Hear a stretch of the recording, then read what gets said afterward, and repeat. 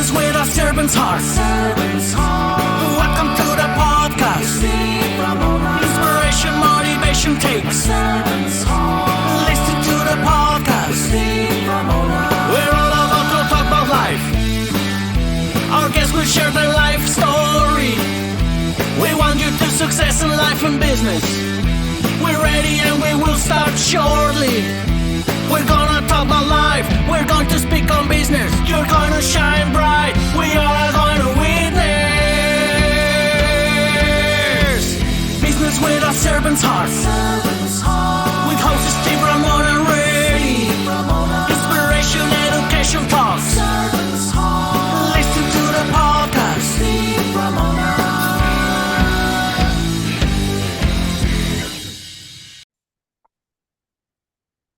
Welcome, everyone, to Doing Business with a Servant's Heart podcast. I'm your host, Steve Arona. I am so thrilled to have you join us today. This podcast is dedicated to exploring the idea of doing business and living life with a purpose, serving others, and yes, achieving success. We believe when we approach our work and our lives with a servant's heart, we can truly make a difference. We created this show for you because we want everyone to be motivated, inspired, and educated to make an impact in your world, whether an entrepreneur, community leader, or just simply someone who wants to add daily purpose to your life. This podcast is here to support you. My guest is incredible. We spent 5 minutes together already, and we've connected in so many ways, but this guy is a smart dude that's going to change your life. I guarantee it. And you can send me comments later if I'm not guaranteeing that. It doesn't go through. So I'll take all the burden on that. And while you're listening to my guest, think about how you're going to serve today and what impact will you create today. And today's episode is proudly sponsored by our phenomenal partner, Pantheon Alliance. Imagine being part of the exclusive community of high-income, successful business owners and entrepreneurs from very diverse industries, building their thought leader platform to be philanthropic and make an impact and change in the world. For more information on Pantheon Alliance, reach out to me and I'll get you all the information you need. With that being said, my guest is going to talk strategy, which is so important in business, so important in what we do. You need a strategy in life. How are you going to pay your bills is a strategy. So I'm super excited to have him on. Anthony, welcome to the show. Thank you, Steve. It's a pleasure to be here. And yes, I will double down on that, valuable bet to help folks today. I'm just super grateful to be here and super grateful for your audience to be tuning in today. Love a double down. Now we're going to rock and roll. Talk about strategy. You heard what I said. It's so important, but how important is it really? I mean, well, I'm biased, but let's say, what is strategy? Take a step back. Strategy is about choices. It's about what you do, what you don't do, the trade-offs, the pros and cons. Like you mentioned, you do it every day. Sometimes you might not realize it. Okay, I'm going to eat this apple instead of a candy apple. I'm going to sleep in an extra 30 minutes instead of going for my run, whatever it is. All of that stuff is strategy, ultimately to help you get to where you want to go. And one of the things that guides strategy is context. And what you said today is, hey, before you listen to the podcast, think about how you're going to have a servant heart in terms of today's episode. So that itself is an approach to strategy, and it ultimately guides all of your decisions. And then as a person, I help teams think strategically, help them get aligned in terms of the decisions they want to make so that they can get to their ideal life and work outcome. How much is indecisiveness a killer for strategy? I mean, we call it the multiple destination trap. If you have too many options, you just end up spinning around in circles and don't get anything done. Actually, I have do you want to hear a story of how I thought of this? Okay. Yeah. So we talked about our experience in the world, a couple old guys, whatever. And so I don't know if you remember, like back in the day, used to be like a lion tamer, like in a circus. And so you had the big top hat, or they had the top hat and the whip and the chair. And a reason for that is apparently the lion tries to focus on all 4 points, like of the legs of the chair at once, and in the process becomes paralyzed through indecision. So it actually happens in nature, the paradox of choice, having too many choices, but having too much in front of you.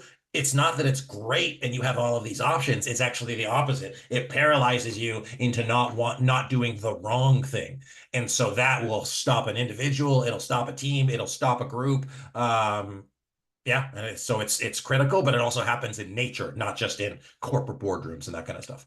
And if it stops an elephant, I need to think twice, because Yeah, those things are big suckers. No, yeah. that's a great story, because, and you probably talk to, like I talk to, mentor business owners, indecisive. Well, do I go this way, this way? Just make a decision. If it's wrong, you can recover from that. Ask Warren Buffett. He's recovered from hundreds of businesses where he made a bad decision. He's doing pretty well himself. So I love that. Now, how do you facilitate strategy sessions? Because I think that sounds important when it comes to strategy. Yeah, I mean, for us, so SME strategy, all we do is we go to very expensive meetings and team leads these strategy offsites, and we have a process that we use to fundamentally, if there's 5 steps, and if your folks like taking notes, simplest way, where are we now? And where do we want to go? Where are we now? Where do we want to go? What's going to get in the way? What do we need to prioritize? And how do we do that? And then fundamentally through that process, we just ask a bunch of questions. We ask all of the kind of stepping stone questions for groups to get clear and on the same page about it. Literally, we have these big flip chart things so people can see it. And it just helps get all of the like thought bubbles out on paper so that you're not spending all of that energy holding it in your brain.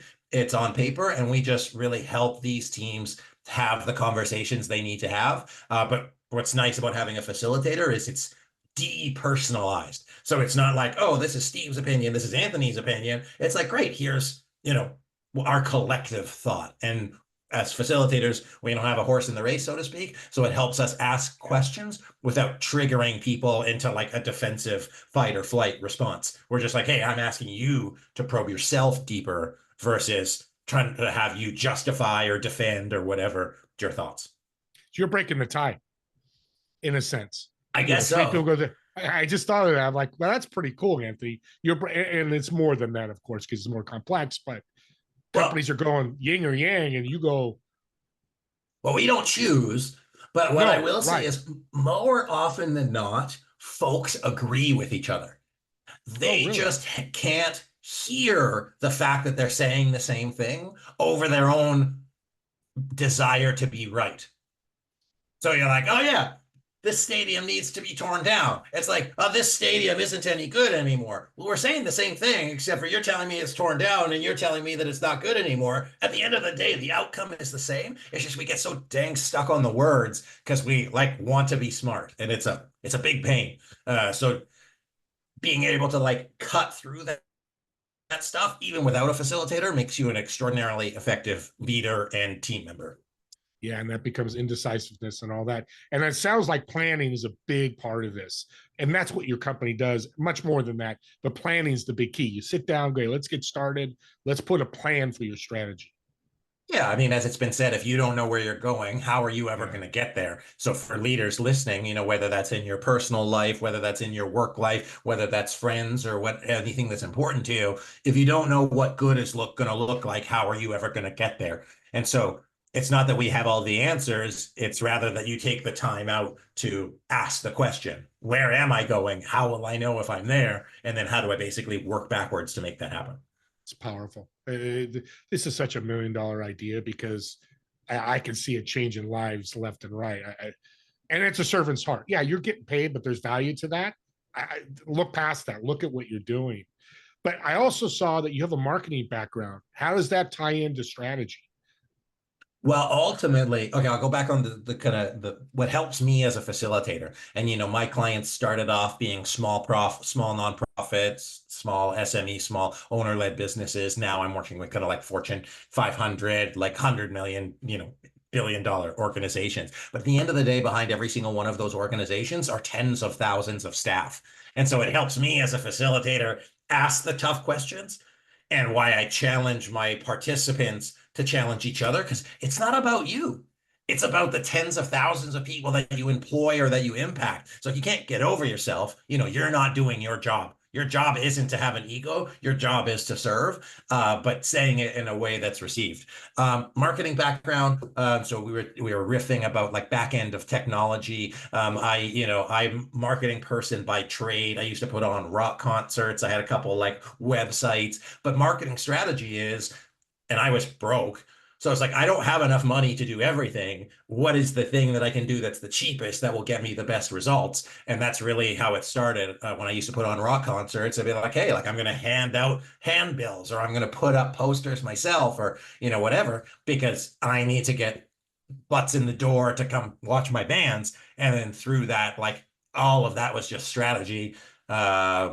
Yeah, it's just how do you make the thing work? And now at SME Strategy, we have about 20,000 people a month visit us for strategic planning tools. All of them are free. And so being able to leverage that marketing strategy into that has supported us greatly. Yeah, it's because you hear all the time digital marketers call marketing strategy. I just thought of that. So that's exactly what you're talking about. People. We're all in the people aspect, but I say this all the time. People have to be a big part of this strategy too. You mentioned a little bit as there's conversation back and forth, but talk about people in the whole, like the Fortune 500 company. Maybe there's 10,000 people in the company. How important is the strategy to filter down to everybody? Yeah. And so I'll say, Fortune 500, absolutely.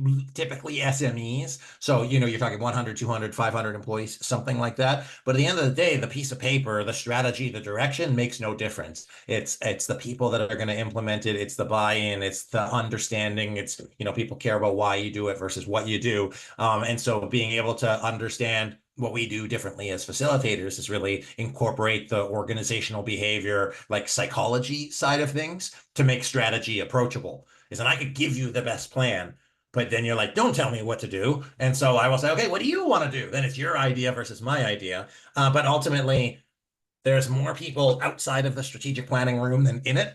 And so how do you get all of those people to say, yes, that's the destination that I want to get to. Yes, this is the work that I want to do. Yes, I want to contribute. And that's the harder part of leading strategy work, not just making a plan on paper. Yeah. Asking questions. You mentioned that earlier, which I love. I think it's a missing component in businesses. How important is, let's say you build a strategy that company asks questions with the salesperson, the admin person, the people at the, I don't like to say lower level, but doing that work. How important is to ask questions with them to help with the strategy? Well, I mean, that's the buy-in, right? Like they need to want to do it. Paradoxically, I'm working with a group right now that has personnel differences. Let's call it conflict with their executive leadership team. And one of the people is proposing a lot of great ideas, but he's doing it in a way that kind of makes him sound like a jerk. And so it could be the best freaking idea, but because people don't like the guy, and paraphrasing, right? That they won't receive the idea. Could be the best idea, don't like the person. The messenger is the one that kind of taints the idea. So within the leadership, even if you have the best idea that's in people's best interest, they really need to see it for themselves. They need to understand why it's important to them. And if they aren't bought in, doesn't matter what the plan is. So having them like get it, and not just the what, but the why. It's very easy to say, hey, we're going to put this process in place. We're going to put these systems in place. They're just going to say, well, it sounds like more work, because typically it is. And they say, okay, well, why is it more work? Why are we asking you to change? How is it going to impact you? We do this system change. We implement this technology. We move from system A to system B. Ultimately, it'll mean you can do this faster, which means there's less stress, which means that you can do the other stuff that you like better, or less of the stuff you like less. Is that something you'd be interested in? They'll say, yes, that is something I want. Great. Well, here's how we do that. So tying it back to people's wants, needs, and all the stuff that drives us forward as humans. You guys have a lot of experience with small businesses, large businesses. You're very diverse, which I love. What's a key piece of advice for organizational success? Can you be more specific? What would help a company? Somebody listening, it's a founder. No, I love this. This is a conversation. So somebody's listening, they're a founder of a company, they have 100 employees. What's a piece of advice, a key piece of advice you give them to have that organization have more success? Cool. I think for somebody like that, or in the range of, you're a leader, you've got a bunch of employees, is to collectively chart the future. So I've seen organizations where the CEO or the executive director, goes back into their office and creates a plan. Really the value is out of the conversation with the team, so that people understand, like, hey, how did the sausage get made? because that is the key to being able to have the plan that gets cascaded is other people have buy-in, other people get to contribute, other people get to share their perspectives. It's why you pay them the money anyways. So I encourage you, yes, it means you have to take 2 or 3 days out of your already busy life, but by spending that time on the front end, it'll help you get the buy-in on the back end. So invest the time, invest the money, whether or not you use a facilitator, just ask the questions of your team. They will appreciate it. They will feel valued. They will feel challenged. And then they will ultimately say, yep, like I was part of this plan versus a plan that's being pushed on me. And it makes such a big difference, even for boards of directors that like walk into a plan. They're never as bought in until they understand the process, not just the outcome. And you said the word challenged. I like that because people get scared. I don't want to challenge my employees, but they want to be challenged if they know what they know. They don't know what they know. They're not challenged like it's so complex. I love that you said that because we forget about that. Employees that love your culture and are good, because they know if they're challenged, they're going to learn more and grow. And they're going to move up that ladder of success of the organization. Talk about your podcast. I love your podcast. What's it about? What's the mission? So mission is to to help senior leaders, middle managers elevate their leadership journey by learning from other folks that have been there, done that. So we really try to focus on people who are, C-suite or deep subject matter experts and really ask them questions about here's what I did versus here's what you should do. But notice I'm trying to avoid not saying, hey, do this. In this case, it's a little bit different, but really just helping people learn from others that have been there and done that, because mentorship is hard to find. It is not a substitute for mentorship, but I find that in my career, having others learning that I can lean on helps me, because I might not have had to been there, done that, but I can say, hey, I heard of this person that did it this way. It's not that that's the answer, but at least I can say, hey, that person did it this way, that person did it this way, that person did it this way, taking from my own experience and that what could be the best option there. And so it just really get to talk to really smart people and very impactful people, which is, ultimately what it's about. Yeah. And that's exactly what a podcast should do, because stories, even stories of obstacles that people will come going, God, this guy could, be a paraplegic and still build $50 million companies. I think I could do it too. Yeah, So you learn more from the failures than you do the successes. Nobody wants to be like, here's how great I am. It's like, well, good for you, but what about me? Yeah. Well, let's get a little personal. You speak French. How the heck does that help in your profession? That is a great question. How does it help me in my profession? Or does it? And maybe it doesn't, but I mean, everything. It's a context. So I think it does, because I think in 2 different ways. I speak Spanish as well, and I learned a bit of Mandarin. And so, but it's like the perspective. If you only have one perspective, you only see things in this way. If I have French, then there's a whole other linguistic book that I can pull from, if I can, pull from that. So ultimately, I think it helps me understand people better. When I was a waiter, which was my job before I was leading SME strategy, we would have guests from literally all over the world. I worked at the top of Vancouver revolving restaurant, shout out TOV. And I used to take people's orders in Mandarin, and it just helped me connect with people, because they don't get you. They're not going to understand you. You're not going to understand them, like you're speaking a different language. So the closer I could get to their natural state, the more effective I was as a communicator. And so I think it just helps me understand perspectives, understand background. And of course, when I can bust out the French from here or there, people are like, whoa, your French is so good. I'd be like, yes, it is. Thank you. I'm French. That's why. So, wow. Yeah. Well, that's a servant's heart at the wait staff. Oh my God, to be able to speak somebody's language in America, or in this case, Canada, that's a servant's heart, because it brings the comfort level, to a very comfortable level. That's kind of double entendre there. I like that, because I also know people that know multiple languages are much smarter. You are much smarter because of psychiatrists I've talked to, the way it works the brain to learn some other languages, it really increases brain power. So you just taught me I need to learn Spanish again. So thank you. Oh, please I got a job to do. You had mentioned context earlier in a roundabout way, kind of. And so how you see things is how they are. If the weather is bad, the weather is bad. If the weather is good, the weather is good. So you could say, hey, I'm a waiter. All I do is wait. for people and I wait on people. Or you could say I'm a server. I never thought of it this way until this very second, is I would serve people. I would serve them their meal. I would serve them a great experience. So part of that is just, hey, how can you're spending a bunch of money. How can I make sure that you have today be extraordinarily memorable, that you're taking your time out for your family, you want it to be nice. How can I support that in whatever way is appropriate to you? Some folks want the chatty server. Some people don't want to know the server exists. And it's just like really about adapting to others' needs versus what I want, because nobody cares about me. And leadership lesson, nobody cares about you. Who do they care about? They care about themselves. So as you're talking to them, as you're rolling it out, they don't care if the company's going to make more money. They don't care if you're going to get a promotion. They don't care if the company's going to look good. They want to know, what does it mean to me? What does it mean to my work? What does it mean to my job? What does it mean to my pay? And the more effectively you can speak in their language versus your own, the more effective you're going to be at getting buy-in and leading change. I was a server as well, and I didn't think about that till you just said that as well. Because I was really good, and you probably had the same problem because I served the crap out of that's probably the wrong word, but I really just went to high level serving all the other servers. And I also helped with the owner. It's a little different level, but it was amazing how the other servers like, how are you doing that? I just remember people's names and was kind to them, was generous to them. And servers out there, or wait staff, what do you want to call it? That's a tip that Anthony just gave you.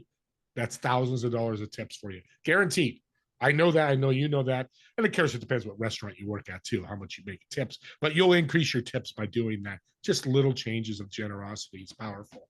We're coming to the end of time. End of the show. Not end of time yet. I'm not God or Jesus. We're not in the time yet. Thank God. Yeah, let's keep our fingers crossed. Real quick, we talked about MLB stadiums. You want to visit every stadium. You've hit 15, I think you said.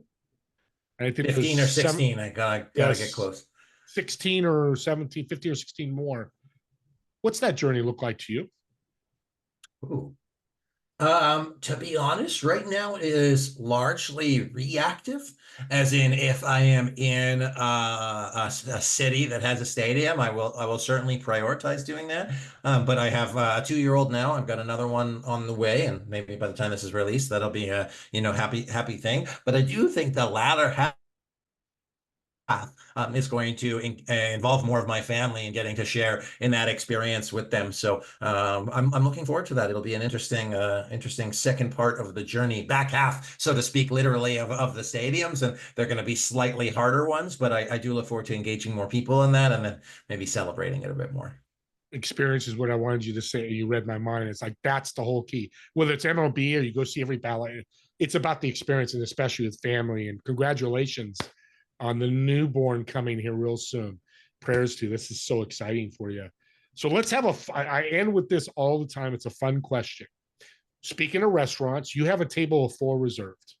You're going to occupy one of the seats, obviously. In the other 3 seats, dead or alive, who would you invite, why, and what food would you order? Oof. Wow. Okay. Who would I invite and why?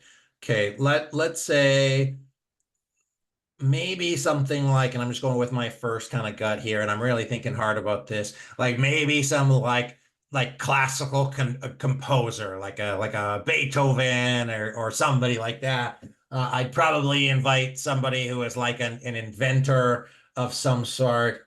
I mean, I want to say not Einstein, no offense, but like somebody cool who created something.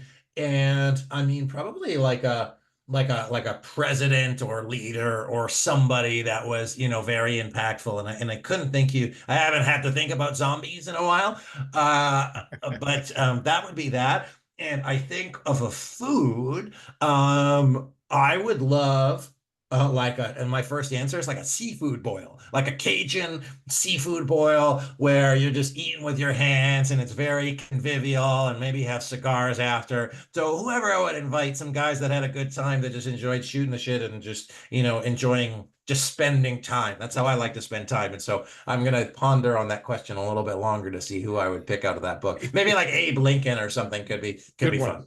Yeah, he's the leader in the pack with Jesus. So people like, and I do too. I think he was amazing. How can people support you and reach out to you? Ooh, how can people support me?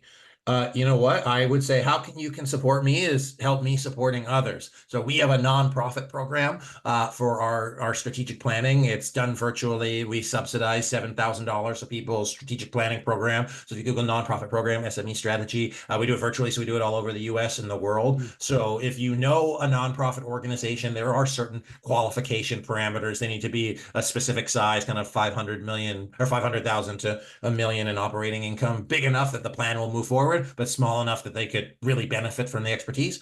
That would be great. And then anybody who's doing strategic planning, just send them one of our free tools, whether it's our agenda template, free template download. Just help them be successful. We want it to kind of democratize the availability of strategic planning and not leave it up to like big fancy schmancy consulting firms. We really wanted to make it accessible for folks. So how you can support me is by supporting others in your community. So there's so many great nonprofit local organizations.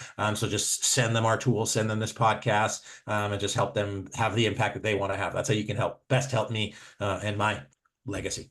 That's beautiful. I love it. And we'll have the links in the chat, in the show notes. I see chat because I'm on Zoom. Show notes. So make sure people have access, and reach out to me if you need access to him. I have his email or whatever, his website, and I'll get that to you as well. Thank you, Anthony. This has been an incredible show. Full of energy, full of education, motivation, inspiration. I asked for it and you way past delivered. So I appreciate that so much. Everybody, don't forget my TV show, Together We Serve, every Friday, 2 p.m. Pacific, 5 p.m. Eastern. Also, me and Anthony want to thank you so much for watching or listening to this podcast, and we look forward to seeing you on the next episode of Doing Business with a Servant's Heart. Have a great day, everyone.